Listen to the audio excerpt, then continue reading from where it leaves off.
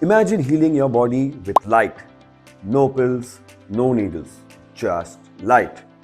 That's essentially what laser therapy is, and it's changing how we treat pain and recover from injuries faster than ever before. So here's the science behind it. Laser therapy uses concentrated light energy to penetrate deep into your tissues. This light interacts with your cells, especially the mitochondria. Remember, that's the powerhouse of the cells, and boosts the energy production. The results? Faster healing. Research backs it up.